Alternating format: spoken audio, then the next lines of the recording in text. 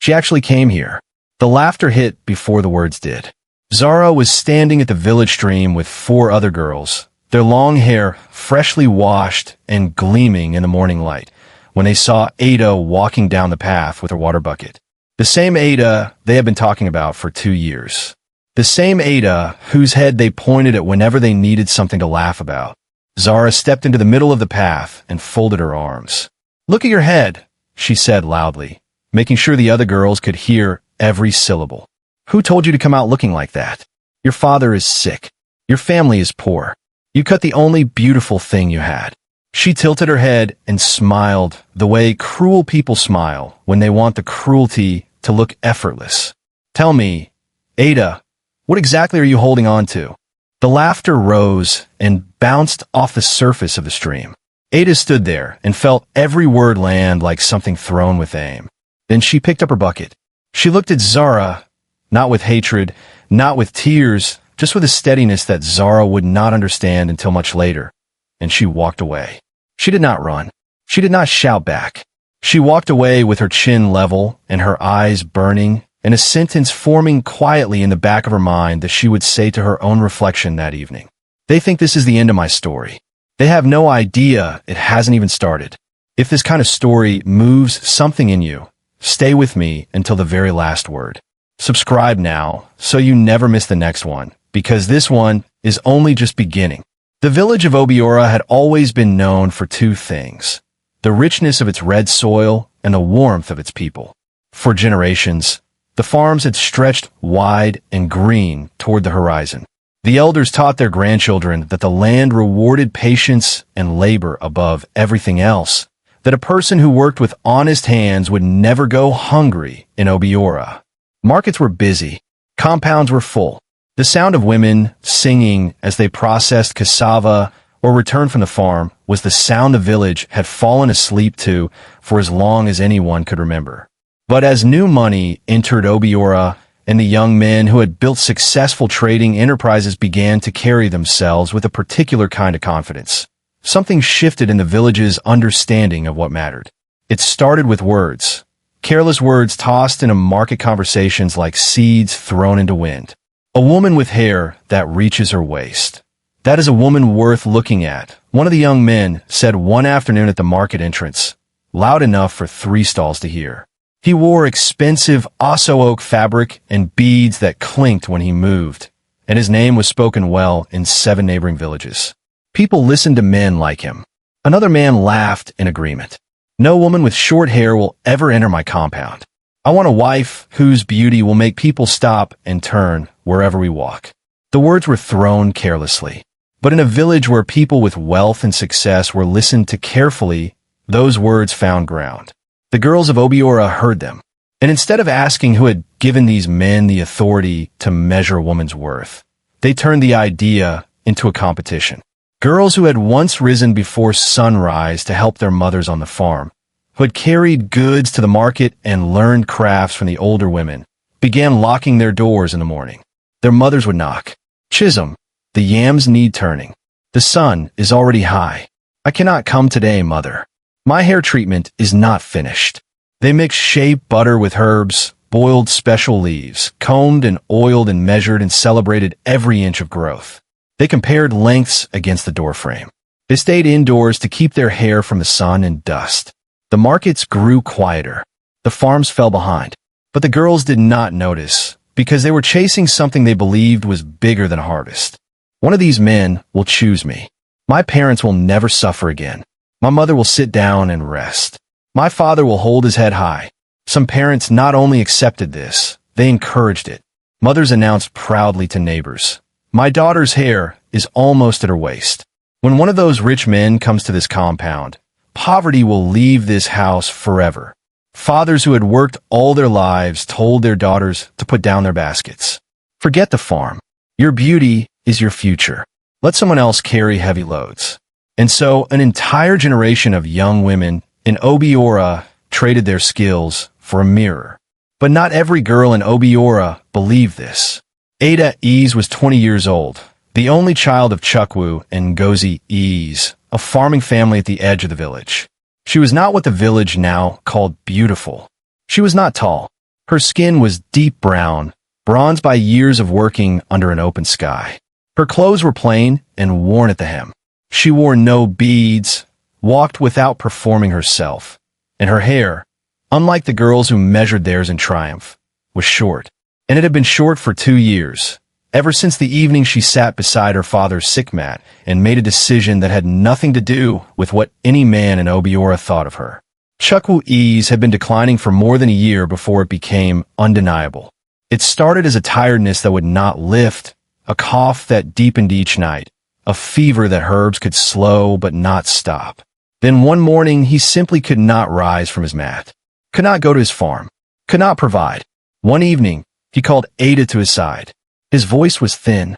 His eyes carried something heavier than illness, the specific guilt of a father who believes he has failed. "Ada," he said, the word cracking slightly under the weight of what he needed to say next. "I have given you little in this life.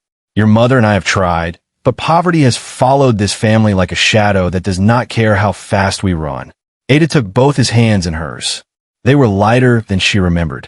"Father, do not carry that. You gave me life. That is not a small thing." His eyes filled. "I wanted to give you more." She sat with him until he slept. Then she went outside and stood under the night sky and felt the full weight of everything pressing down on her chest. She stood there for a long time. The village was quiet around her. Her mother was inside, doing what her mother had always done, working past the point of tiredness without complaint. Ada looked up at the sky and made a decision. The next morning, before anyone else in the compound had risen, she sat in front of the small mirror in her room, took hold of her hair, the hair her mother had braided with care on Sunday mornings since she was small, and she cut it. All of it. She sold it to a trader who moved between villages buying human hair for weaving.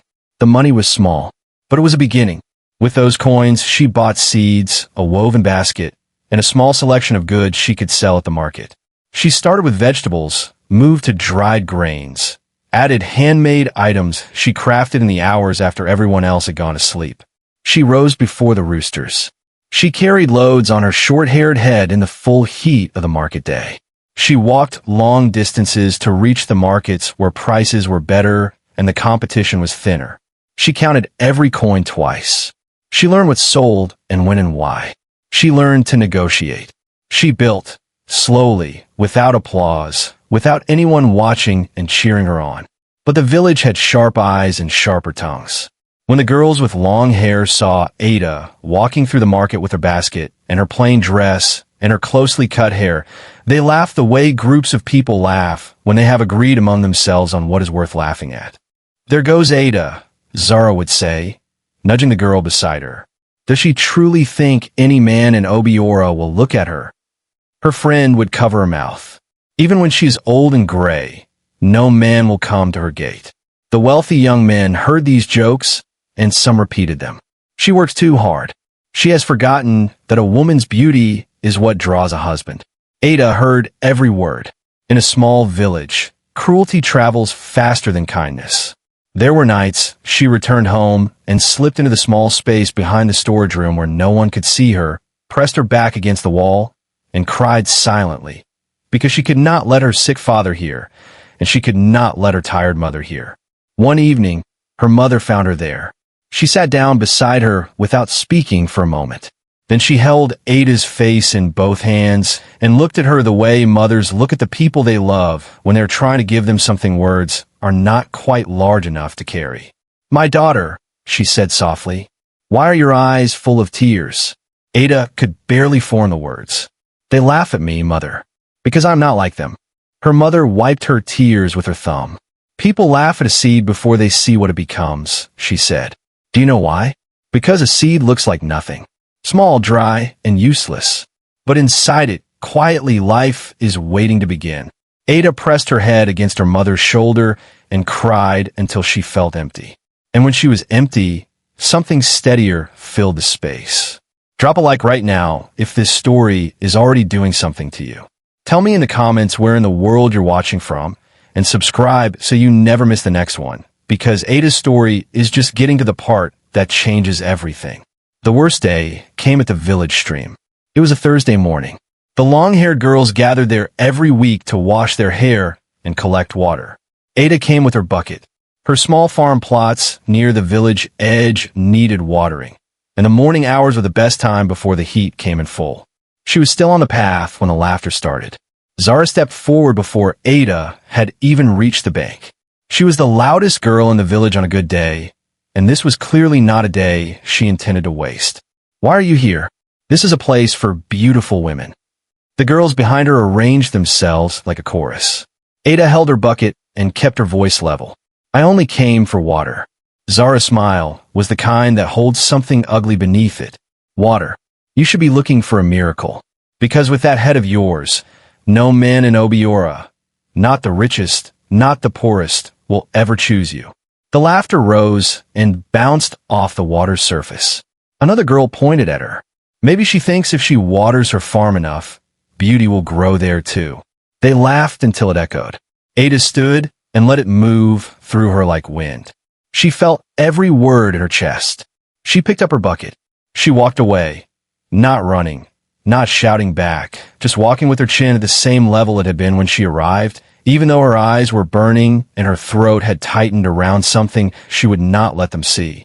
That evening, she sat in front of the small cracked mirror in her room for a long, quiet time. She looked at her short hair, her dark skin, her tired hands, her plain dress. She looked at all of it without flinching. And then she spoke to her own reflection, quietly and firmly, with a voice that did not waver. "I may not have what they have today, but I will not remain where they have left me. I am a seed, and I will grow." She pressed her palm flat against the mirror. The years that followed were not easy, and she did not pretend they were. There were mornings her back ached before the sun had fully risen. There were evenings she counted her earnings and felt the specific fear of someone who is building something real and knows how easily real things can be taken from them. There were nights she lay awake listening to the sounds of celebration from across the village, girls laughing with their families, music from compounds where things seemed easier, and she had to close her eyes and remind herself why she had chosen this path instead. But she kept going. Her small vegetable stall became a full trading table with a regular spot at the main market. Her one plot of farmland became 3. She learned to preserve food and sell it in the dry season when prices doubled. She traveled to neighboring villages, something most women her age had never attempted, and built relationships with traders in other towns. She hired a younger girl to help carry goods and paid her fairly. She was 23 years old and had already learned more about business than most people twice her age. Her father's medicine was bought consistently now. The old crumbling house she had grown up in was repaired. New walls, a roof that did not let in rain, a door that closed and latched properly. The storage room that had once stood empty filled steadily with grain. People began to notice. 2 of the girls with the longest, most admired hair in the village were passing Ada's compound one afternoon when they slowed and then stopped completely. They stood at the entrance and stared. The compound had changed. Bags of grain stacked under a covered shelter. Healthy goats in a small pen. Fresh fruit in wooden crates. A small flower garden at the front door that Ada's mother had planted, bright orange and yellow against the newly painted wall. And Ada standing in the center of it all in a simple blue dress, her hair now grown long and full and shining, looking like a person who had found something that other people were still looking for. One girl whispered, as though speaking at full volume might break the image, "Is this really Ada?" The other had no answer. They had spent years growing hair. Ada had built a life. They walked away in silence, and something that felt like the first crack in a long-held belief settled into each of their chests. Then came the announcement that changed everything in Obiora. Kola Adagok was the most respected young man in the village, not just for his wealth, which was considerable, but for the way he had always seemed to hold himself apart from the carelessness of his peers. He had been thinking for some time. He had visited other villages. He had watched what happened in homes where a man had married a woman trained only to be beautiful and had nothing else to offer when life made its real demands. He called a meeting with the village elders. He stood before them and spoke plainly, the way people speak when they have been thinking about something long enough that the words have stopped needing decoration. "Something has gone wrong in Obiora," he said. Our women are becoming decorations in a house that has not yet been built. I do not want that kind of wife. I want someone who can stand beside me, not behind me to follow, not in front of me to be shown off. Beside me. Someone who can build with me. Someone whose strength I can lean on when my own runs low. The eldest elder was quiet for a moment. Then he nodded slowly. You have understood something that most men carry to their graves before they learn it. Word moved through the village like fire through dry season brush. The young men were no longer asking how long a woman's hair was. They were asking, does she have wisdom? Does she work? Can she manage what a household needs? Does she have the strength to stand when life becomes difficult? The girls were stunned. Zara dropped her comb mid-braid. They don't want long hair anymore. A mother sat in the corner of her compound and felt the full weight of every year she had spent telling her daughter to stay indoors and protect her hair from the sun. She had kept her child from the tools that could have built her life. She covered her face with her wrapper. My daughter, she said quietly, we made a mistake. The girls tried to change quickly. They went to the farms. They asked to learn trades. They tried to pick up in weeks what Ada had been building for years. They knew they were behind. Some of them cried about it in private. One afternoon, 2 of them appeared at Ada's compound gate. They were the same 2 who had stood at the stream and laughed the loudest. Now, they stood at her gate like children who had broken something they could never fully repair and had come anyway, because staying away felt worse. Their heads were low. Their long hair hung around their shoulders, but today it seemed to carry no particular power. Ada came to the gate and looked at them. She said nothing at first. The first girl finally spoke, and her voice had lost all its sharpness. Ada, we came to apologize. Silence. We mocked you. We said terrible things about you in front of everyone. We were certain your life would mean nothing because of your hair. She swallowed. We were wrong. The second girl wiped her eyes with the back of her hand. We spent years trying to become beautiful for men. We forgot to become valuable to ourselves. We forgot to build anything. And now, her voice broke. We wasted our years. Ada stood at the gate and let herself feel the old pain rise. The stream, the laughter, the words she had carried home on so many evenings and cried over in the dark behind the storage room. She did not push it away. She felt it fully. Then she exhaled. She opened the gate. Come in. They stepped inside, surprised. Ada poured them water. She sat across from them and let a moment pass before she spoke. I suffer because of what you said. I cried in places where no one could find me. I almost stopped going to the market because the shame was that heavy. Their eyes fell to the ground. But I do not want you to carry regret for the rest of your lives because of what you did when you were young and foolish. So yes, I forgive you. She looked at them steadily. But carry this with you. Beauty can open a door. Character is what keeps you inside. It is not too late to start building. They both cried.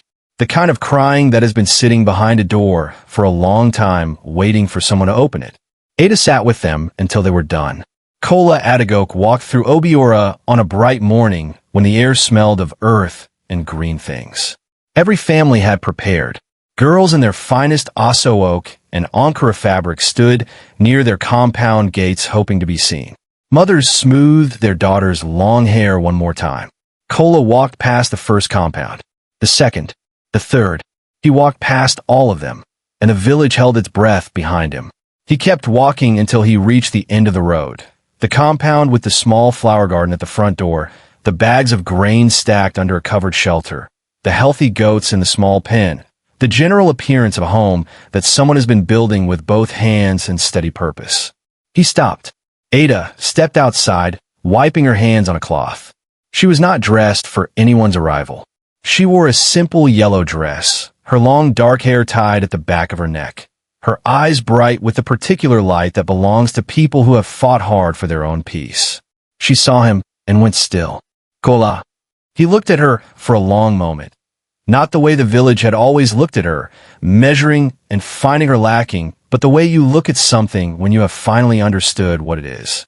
Ada, he said, and his voice was gentle and settling. For years, people looked at you and saw only what was missing. They never looked further. They never saw what was inside. He paused. You worked when others were waiting. You built when others were only dreaming. You cared for your family when others had forgotten theirs.